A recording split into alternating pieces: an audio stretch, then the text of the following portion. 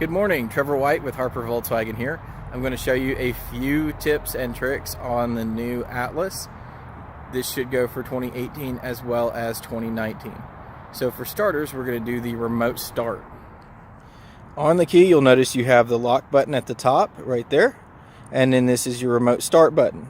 So what you're going to want to do is lock the car and then press the remote start twice.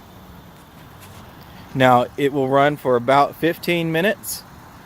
The only reason it won't start is if maybe a door's open, or if you're out of gas, or if you've done the remote start twice without starting the vehicle by actually climbing inside.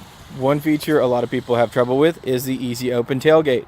Pretend like you have something heavy in your hands, walk up, foot under, and right back out. Don't wiggle it, don't move it around. Don't stand 5 feet back from the car. Alright, so one of the other questions were whether or not you have rain sensing windshield wipers. If you have an SE with technology and above, you definitely do. I believe the SE also has the rain sensing wipers. If you're in Canada, I have no idea how your trim levels go. I'm so sorry. Right here on the stalk, this top piece is your sensitivity. So that'll be more rain, that's less rain. And you bump it up one time, and then that's it. And so as it starts raining, they'll actually wipe through.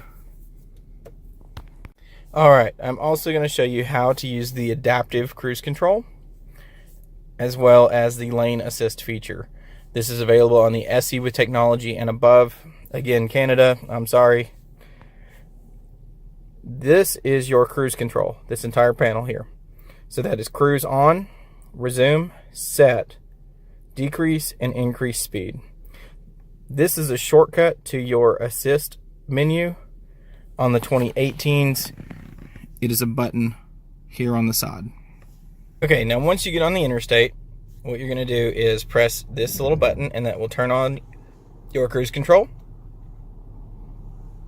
As you can see, we kind of have the logo down there in the bottom right of the screen now with the dashes, so we don't have a speed set.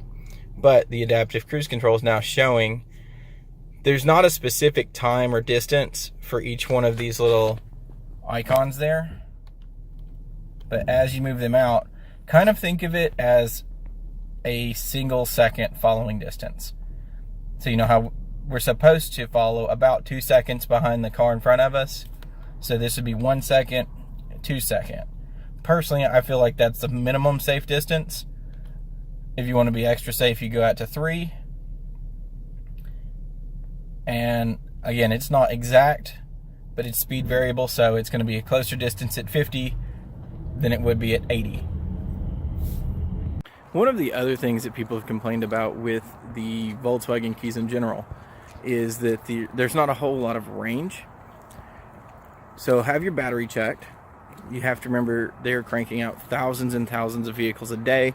There's a good chance you're going to get like a bad battery, or if it's sat on the lot for a minute, all of the salespeople have used this battery to try and find the car. Another thing you can do to extend the range is, one, be aware of where you are. There are certain windows and materials that will block some of the radio signal coming out of the battery or out of the key.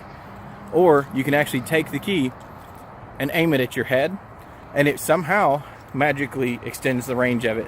We do this all day, every day, trying to find cars. We have our speed set. We can bump it up using the plus and minus here. Our speed is now set, as well as the lane assist. So you can completely let go of the steering wheel. Again, not advised, but this is kind of what the systems are supposed to do. And as you start to drift, it will steer the steering wheel to keep you in your lane. Now you notice we're set for 65, and we're doing just a tick under that